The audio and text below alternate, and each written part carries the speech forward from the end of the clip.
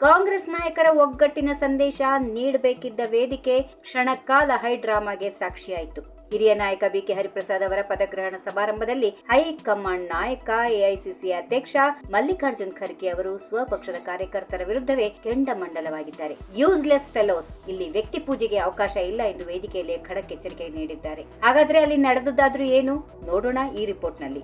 ಕಾಂಗ್ರೆಸ್ ಪಕ್ಷದಲ್ಲಿ ಎಲ್ಲವೂ ಸರಿ ಇದೆ, ನಾವೆಲ್ಲ ಒಂದೇ ಎಂದು ತೋರಿಸಲು ಬಿಕೆ ಹರಿಪ್ರಸಾದ್ ಅವರ ಪದಗ್ರಹಣ ಸಮಾರಂಭವನ್ನ ಆಯೋಜನೆ ಮಾಡಲಾಗಿತ್ತು. ಆದರೆ ಯಾವಾಗ ಎಐಸಿಸಿ ಅಧ್ಯಕ್ಷ ಮಲ್ಲಿಕಾರ್ಜುನ್ ಖರ್ಗೆ ಅವರು ಭಾಷಣ ಮಾಡಲು ನಿಂತರೋ ಅಲ್ಲಿ ನೆರೆದಿದ್ದ ಮುಖ್ಯಮಂತ್ರಿ ಡಿಕೆ ಶಿವಕುಮಾರ್ ಬೆಂಬಲಿಗರು ಜೋರಾಗಿ ಡಿಕೆ ಎಂದು ಘೋಷಣೆಗಳನ್ನ ಮೊಳಗಿಸಲು ಆರಂಭಿಸಿದರು.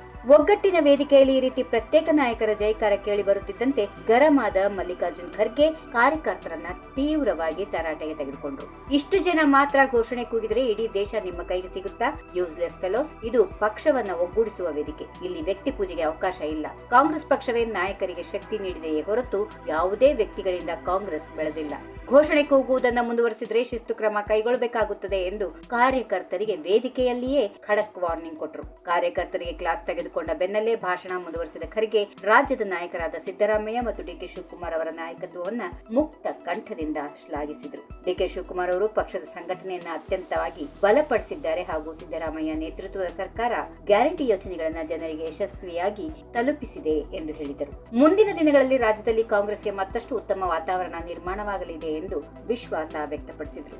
ಇದೇ ವೇಳೆ ಕೇಂದ್ರದ ಬಿಜೆಪಿ ಸರ್ಕಾರದ ವಿರುದ್ಧ ತೀವ್ರ ವಾಗ್ದಾಳಿ ನಡೆಸಿದ ಖರ್ಗೆ ದೇಶದಲ್ಲಿ ಹೆಚ್ಚುತ್ತಿರುವ ನಿರುದ್ಯೋಗ ಮತ್ತು ಬೆಲೆ ಏರಿಕೆಯ ಬಗ್ಗೆ ಕಳವಳ ವ್ಯಕ್ತಪಡಿಸಿದರು. ಪೆಟ್ರೋಲ್, ಡೀಸೆಲ್, ಗ್ಯಾಸ್ ಸೇರಿದಂತೆ ಅಗತ್ಯ ವಸ್ತುಗಳ ಬೆಲೆ ನಿರಂತರ ಏರಿಕೆ ಆಗುತ್ತಾ ಇದ್ದು ಜನಸಾಮಾನ್ಯರು ಸಂಕಷ್ಟಕ್ಕೆ ಸಿಲುಕಿದ್ದಾರೆ ಎಂದು ಆರೋಪಿಸಿದರು. ಪ್ರಧಾನಿ ಮೋದಿ ಕರ್ನಾಟಕಕ್ಕೆ ಕೊಟ್ಟಿರುವುದು ಕೇವಲ ನಿರುದ್ಯೋಗ ಮತ್ತು ಬೆಲೆ ಏರಿಕೆ ಮಾತ್ರ ಎಂದು ಲೇವಡಿ ಮಾಡಿದ ಅವರು ಆರ್ಎಸ್ಎಸ್ ಮತ್ತು ಬಿಜೆಪಿ ಶಿಕ್ಷಣ ಹಾಗೂ ಆಡಳಿತ ವ್ಯವಸ್ಥೆಯಲ್ಲಿ ಸೈದ್ಧಾಂತಿಕ ಪ್ರಭಾವ ಬೀರ್ತಾ ಇದೆ ಎಂದು ಕಿಡಿಕಾರಿದರು. ಇದೇ ವೇಳೆ ಬೆಲೆ ಏರಿಕೆ ವಿರುದ್ಧ ಹೋರಾಟ ನಡೆಸುವ ದೊಡ್ಡ ಜವಾಬ್ದಾರಿ ಈಗ ಬಿಕೆ ಹರಿಪ್ರಸಾದ್ ಅವರ ಮೇಲೆ ಇದೆ ಎಂದು ನೆನಪಿಸಿದರು. ಒಟ್ಟಿನಲ್ಲಿ ಒಗ್ಗಟ್ಟು ಪ್ರದರ್ಶಿಸಬೇಕಿದ್ದ ವೇದಿಕೆಯಲ್ಲಿ ಮೂಡಿದ ಹೈಡ್ರಾಮಾ ಮತ್ತು ಖರ್ಗೆ ಅವರ ಖಡಕ್ ಎಚ್ಚರಿಕೆ ಈಗ ರಾಜ್ಯ ರಾಜಕಾರಣದಲ್ಲಿ ತೀವ್ರ ಚರ್ಚೆಗೆ ಗ್ರಾಸವಾಗಿದೆ. ಪಕ್ಷಕ್ಕಿಂತ ಯಾರು ದೊಡ್ಡವರಲ್ಲ ಎಂಬ ಸಂದೇಶವನ್ನ ಹೈಕಮಾಂಡ್ ರವಾನಿಸಿದೆ. If you like this video, ಬೇಗ ಲೈಕ್ ಮಾಡಿ, ಕಾಮೆಂಟ್ ಮಾಡಿ, ಶೇರ್ ಮಾಡಿ ಹಾಗೂ ಯೋಯೋ ಟಿವಿ ಕನ್ನಡವನ್ನು ಸಬ್ಸ್ಕ್ರೈಬ್ ಮಾಡಿ.